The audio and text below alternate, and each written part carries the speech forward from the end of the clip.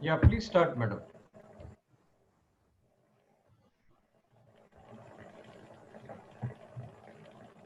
Good morning to one and all, and welcome to COVID-19 part 2 session. First of all, I thank the organizer Dr. Taji and the committee. I'm proud to share my wellness center experience in this CGS clinical group. I also thank my CMIC and my colleagues to guiding this case. See, I collected the data from 3 patients when they come for the follow-up and then for the regular medicines.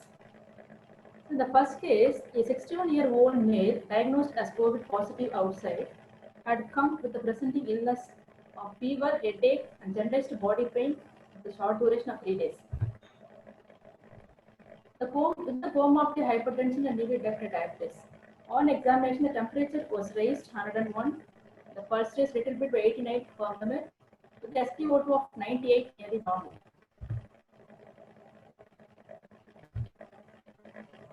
We'll come to the investigation. The NL ratio is raised along with the CPK with the little elevated renal parameters and the other inflammatory markers. The CT just showed the 4 at 6 findings.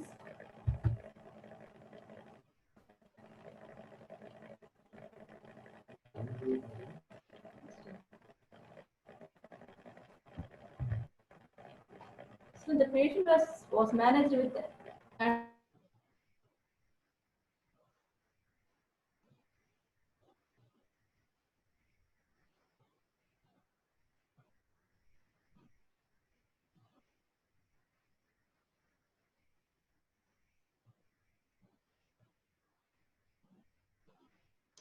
There may be some technical issue with Dr. Sudhamati. We'll wait for half a minute to come back. In case if she can't, we'll move to the next speaker, Dr. Sarita Kamble, who is CMO in charge of Wellness Center number 5, Pune.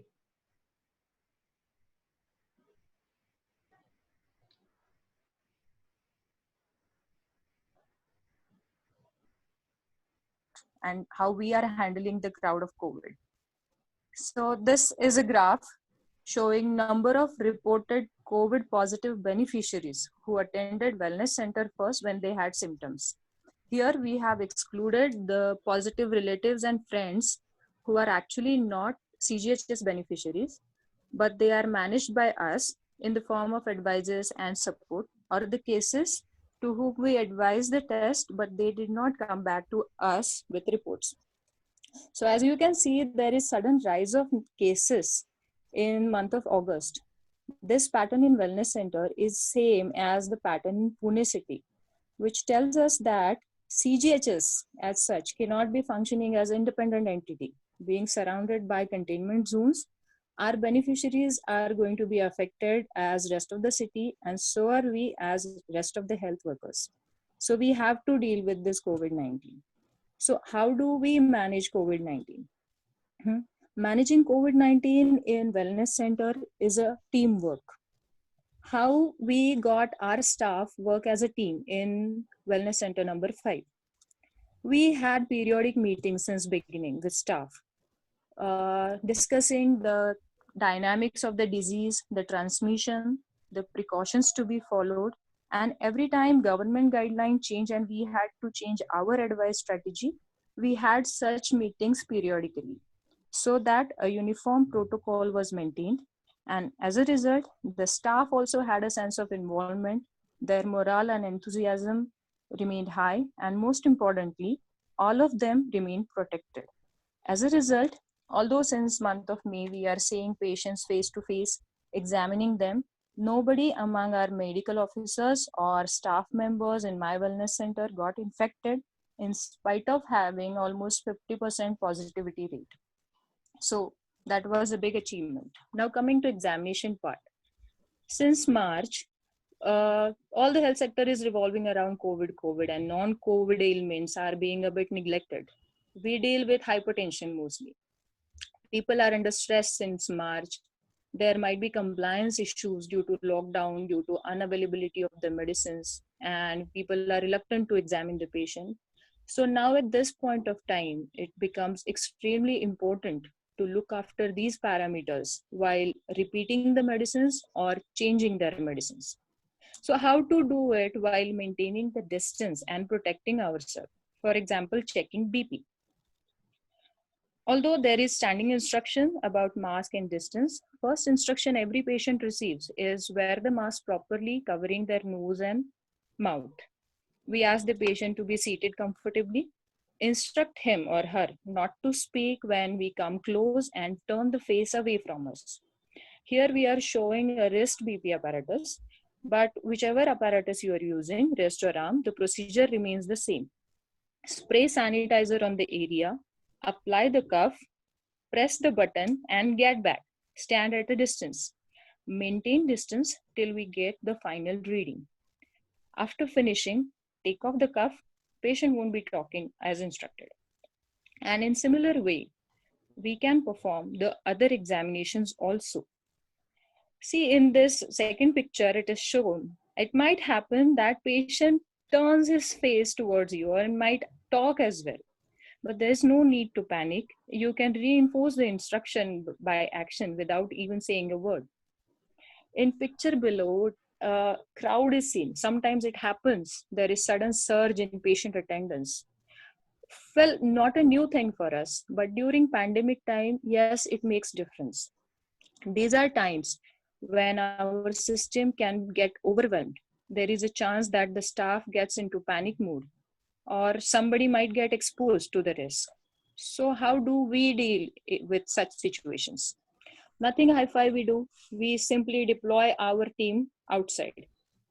All the team of doctors and nursing officers walk out of our room, help in maintaining distance, isolate the suspected cases. We have made a temporary arrangement with garden umbrellas and chairs so that fever or the symptomatic patient is at comfort.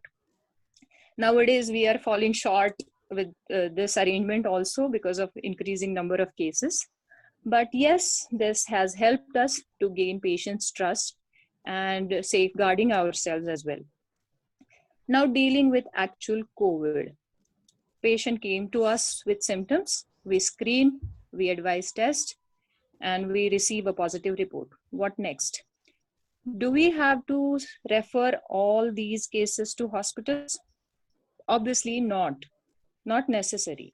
We can manage few cases in home isolation with guidance, advices, and supportive care. Which are these cases? Like asymptomatic cases who actually became positive because of contact with a positive case, or patients with mild symptoms without any comorbidities. And there are patients where we cannot be a part of their actual treatment management.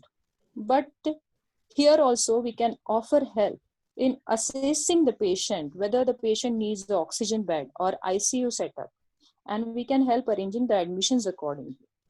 And of course, the bigger task now is post-COVID problems, which are increasing day by day. So sounds like a piece of cake, but it's not. It's always easier said than done.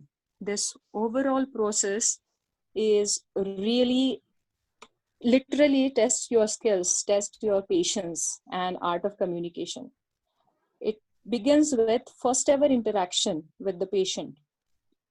From the point where the patient is made comfortable enough to reveal the symptoms, counseling the patient, convincing him and getting him to get the test done and report us back is quite a skill. And post-test counseling is equally important. Also, the decision about which case can be managed in home isolation is really very tricky. You don't know which case is going to worsen at what point of time, or who is going to fall prey to WhatsApp messages and friends' advices. And you have to address these queries, however stupid they might be. Like, we both husband and wife are positive and I don't have a sense of smell and my wife has. Why is it so? Or can my positive wife cook for us? But you have to address such queries.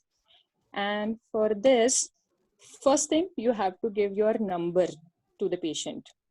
You have to be accessible all the time throughout the home isolation period. It becomes your responsibility. It is because the patient is relying on you and you only for his life. We had experiences, we had bad experiences where I mean, it is not actually easy to maintain a patient on home isolation. Home isolation is not something about send the patient home. Patient will be sending you pulse ox readings, respiratory rate, pulse rate. You will be documenting it for 14 days and done. No, there are critical issues. For example, we had such experience with few cases. A patient did well for 4 or 5 days and suddenly got breathless. Suddenly there was drop in saturation. Or there was a patient, well-controlled diabetic. He suddenly collapsed due to hypoglycemia for a simple reason that this patient followed taking his medicines very meticulously, but because of this COVID-induced anorexia, he could not take proper meals and he collapsed because of hypoglycemia. So in such situations, we had to take a decision to break the home isolation and refer the patient to hospitals. And that is why this term was formulated, unsuccessful home isolations. These are critical times when you have to make a critical decision to break the home isolation and advise the relatives to rush the patient to hospital, keeping in mind that there is shortage of bed and it will take time for arrangement of the bed. Okay, You have to be very alert. Yeah. Sir, just one more minute, sir. Yeah, it's okay. You have to be very alert and responsible, or you may get into trouble if something goes wrong. And for this, in first counseling itself, we provide all the authority numbers to the relatives and ask them to be ready. That situation may arise that you can be needing emergency admission at any point of time, and we prepare their minds. So overall, a bit stressful, but it is a great experience. Thanks to Dr. Dhadge sir, of course, for turning our panic into a very good learning and adventurous experience within our available resources. Thank you, sir. Thank you all. Over to you, sir. Thank you, Dr. Sarita. Is Dr. Sudhamati back? Dr. Sudhamati, are you back? Yes, sir. Yeah, can you share and start Yes, speaking? Yeah, please.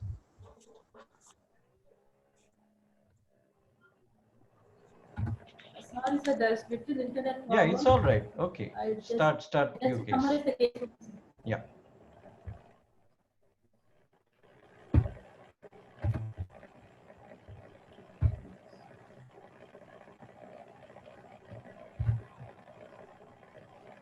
So on discharge medication, the first case was advised with the oral steroids and antibiotics and the oral antiviral with the tapering dose and antiflux along with the supportive drugs for the next 2 weeks.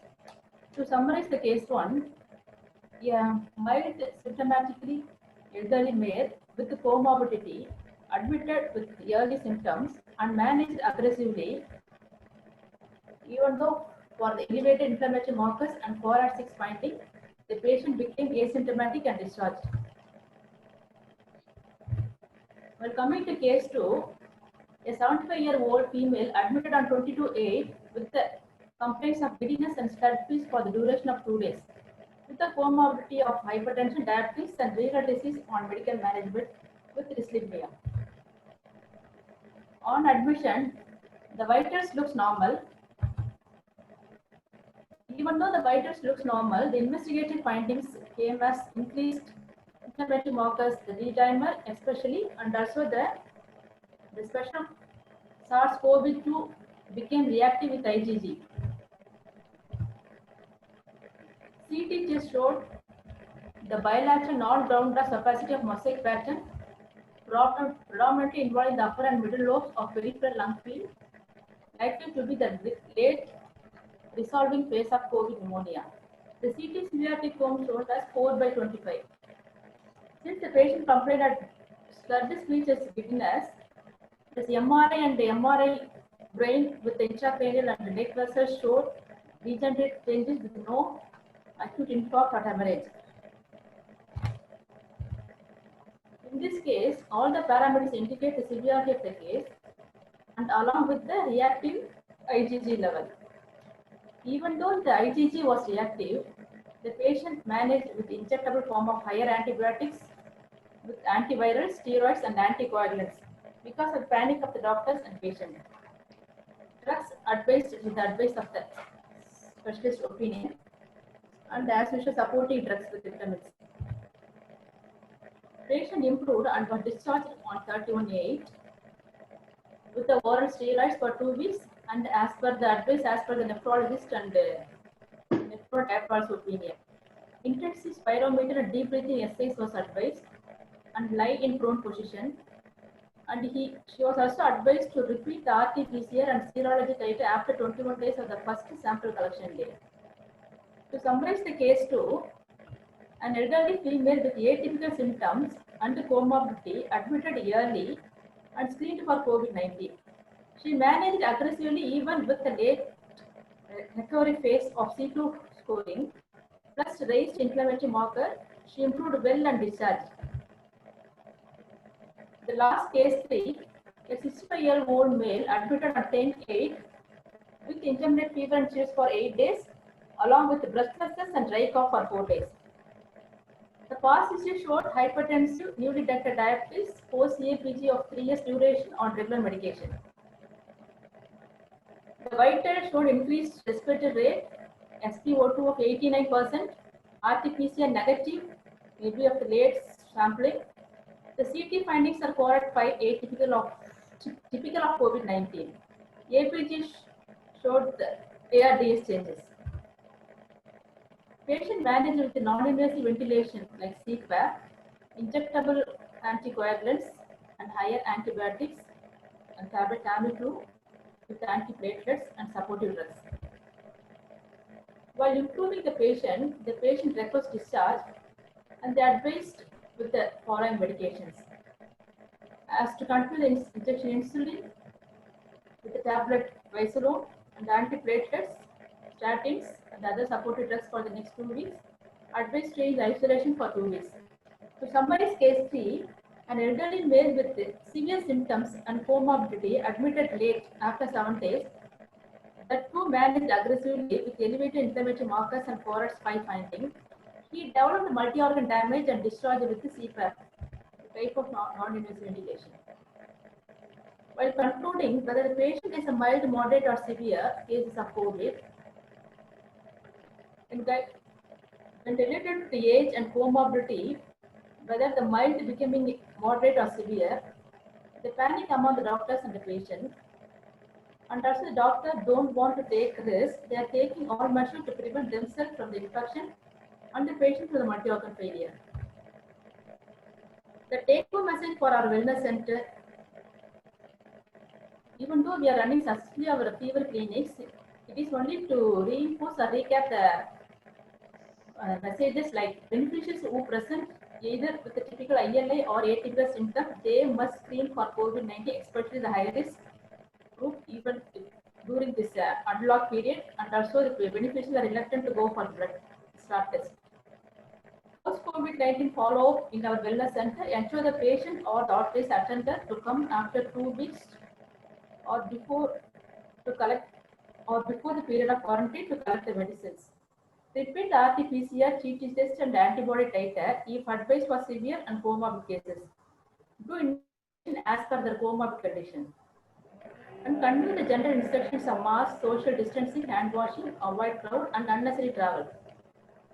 Make entry in the COVID-19 register to assist for long-term prognosis or sequelae. Thank you and stay safe. Thank you, Dr. Sudhamati. Quite a complicated cases, but fortunately they all made home. And this is actually a learning that Yes. whatever we hear that comorbidities don't do well, but we also see similar trends that even the worst comorbidities come home safely. So thank you for your presentation. Over to Dr. Kameshwar Rao for his interesting presentation on a different topic. Good evening, everyone. Thank you, Dr. Dadge. Hope you are able to see the screen. Yeah, it's about to come. Yeah, now. Okay. Okay. So, good evening, everyone. Today's my presentation is centered around some data and data points, not specifically about treatment or case observations. I'd like to speak about the caseload at Pune and then move on to seroprevalence, what we observed at CGHS Pune. Now, ever since COVID-19, never before, there has been so much of data deluge, especially in healthcare. Every day you see in newspapers or on websites, this kind of visualizations. But it's a different kind of joy if you yourself want to analyze for yourself, pull up the data and see the intricacies of the data, clean it up and analyze yourself, and that will be fun. And this is what I did. And but for that, what is also important is that you should obtain the data from authentic sources. Now, this data source I obtained from Center of Excellence in Space Sciences India, which is called CESI, under ICER Kolkata. So, of course, they pull out the data from other authentic sources like ICMR, Ministry of Health, or various other sources. But I depended on these data, and here you can see these visualizations. Now, this is the increase in the number of cases. I have the data from April 12th of April to this is about September 8th. And you can see the rapid increase in the number of cases. This is the total confirmed cases, which I plotted against daily cases. See how the number of daily cases increase in the backdrop of the total cases. So the total cases are plotted on this axis. You can see from up to 110,000, and these daily cases are mortality cases are plotted on this side of the axis. So here daily confirmed cases, you see now we are getting, especially from July to August, daily cases we are getting, and the maximum was about 3,000 cases. So every day we get about 1,500 to 2,000 cases. Now, next comes the recovery. So recovery also is in similar proportions. We are also seeing the increasing trend in the recoveries. You can see on this side of the graph, the recoveries are to the tune of 2,000, 2,500 per day. And this is about the mortality, also increasing. But you see the numbers here. Then I mean, although the towers look very tall, but you should see the numbers here. So we have seen maximum about 45 to 46 cases in a day. Moving to the next, I provided some metrics here. This is about the testing rate. Initially, we had about 11% of positivity rate, which has now gone up to about 22%. So that means for every 100 cases we are testing, we are getting 22 cases positive as on September 6, 7. This is up to 8. Now, at the same time, I have shown here the hospitalization cases. Initially, it was about 80%, but now it has come down. But is it really true? It cannot be. Like, you know, in the latest, it is showing us 15% hospitalization. But this is only relative. In the initial days, we had very few cases. So the number of hospitalized cases, it will show very high. But now, relatively, if we speak for about 1,10,000, we are getting 15% hospitalized cases. That is huge. Now moving on to critical and ventilator patients. So we have this increase in the trend, but again, the data also there seems to be some problem here. You can see here, up to August 5th, there are just 98 cases reported on ventilator. Suddenly in one day, the number has grown to 425. Similarly, here also there is a sudden spike in the number of cases of critical care patients. This probably might have happened because all these cases are pooled together and suddenly they have entered on one single day. So the graph should have looked, you know, a smooth exponential graph like this, but you see sudden spike, which is a data mistake. Now we have seen total deaths at 2,584 as on today. As on the data, pulling in the data, we have a case fatality ratio of 2.68%. Now this is about samples collected and tested. In Pune, the data shows that we have collected over 5 lakh cases, 5 lakh samples, and we have confirmed cases of about 1 lakh 9838 cases as on September 8th. Now, what does it mean? This regression chart shows that whenever if we do 1,000 samples, we are likely to get about 149 to 150 cases. Although currently it is showing as 22% overall, but the trend shows that we may get for every 100 cases, we may get every 1,000 sample testing, we get about 150 cases positive. So this is an interesting visualization. This is what is actually the power of data visualization. The same thing what was shown in the earlier graph, and how the peaks come up over a period of time. You can just see. This is an interesting visualization that we can make with the data.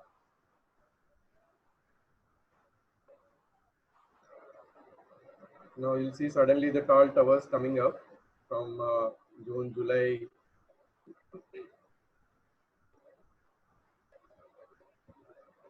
Okay, so for paucity of time, I'm just moving to the next slide because I'm given 7 to 10 minutes. This is about some forecasting basing on this data. Currently, we are here, 1,08,000 cases.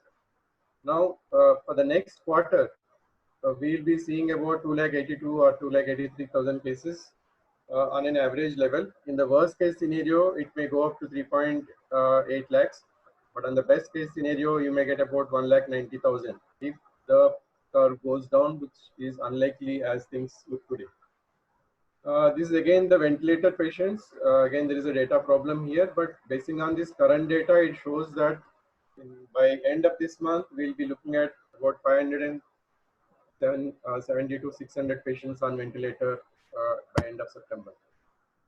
So what I did is I pulled out some map of Pune just to show you where our wellness centers are here. This is the ward-wise numbers which come up on daily basis. So this is the latest ward-wise numbers. You see the majority clusters in the center of Pune, and this is the highest cluster here we find in this area, Kasbapet area. These are different wellness centers that are shown from 1 to 9. One is somewhere here. It is a remote place, and this is WC5 where Dr. Sarita just spoke. They see a lot of number of cases here. So with this in backdrop, with the Pune city being the hotbed of COVID-19, we decided to do some zero prevalence study at CGHS Pune. So in this screen, what we did with the initiative of our additional director, what we did is we studied 140 cases.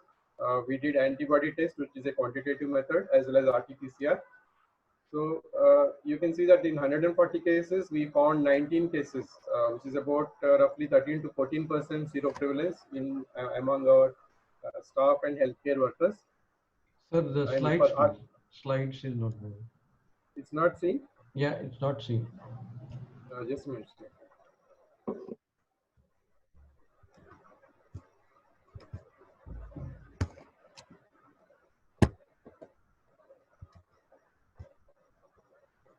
Is it seen now? No, we are able to see only your previous one. No, this is the same map we are able to see. Is it in the same presentation? Yeah. Yeah, it is in the same. I'll just share again. Yeah.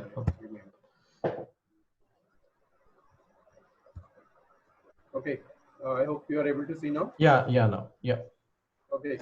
So we did about 140 of our staff and healthcare workers, doctors. We ran antibody tests and RT-PCR as well. So as you see, we found about 13 to 14% zero prevalence. Only 19 individuals we found this antibody positive. Rest 115 not showing non-reactive. So in the RT-PCR, we found 3 staff, 1 doctor and 1 MTS and 1 pharmacist who found positive. Out of these, 2 were not having any symptoms, and 1 person was has developed some symptoms. But this, just on the day of testing, we found it positive. Otherwise, he was not having the symptoms.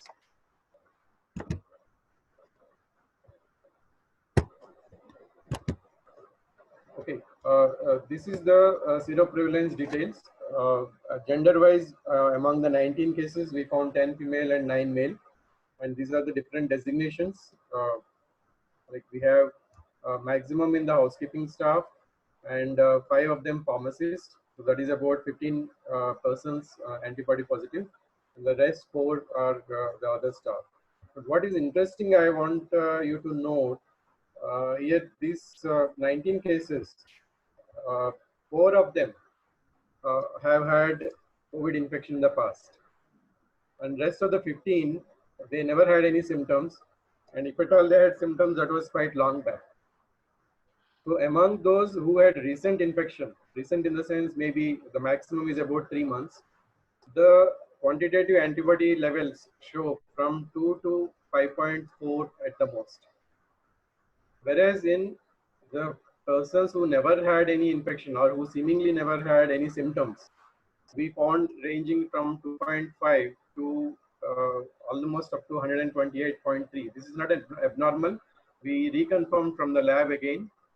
And of course, these two are outliers here at 121 and 128. But this median value is about 33.2. So this is an interesting observation and needs further discussion. I leave it to you how we can interpret this. Now this is the age profile in the antibody reactive cases. So if you see here, active cases, of course, we have not done any antibody test in the active cases. But people with known past infection with COVID, you will see one very interesting case. This is just about 3 months back. This person had, he was admitted with COVID infection and he recovered.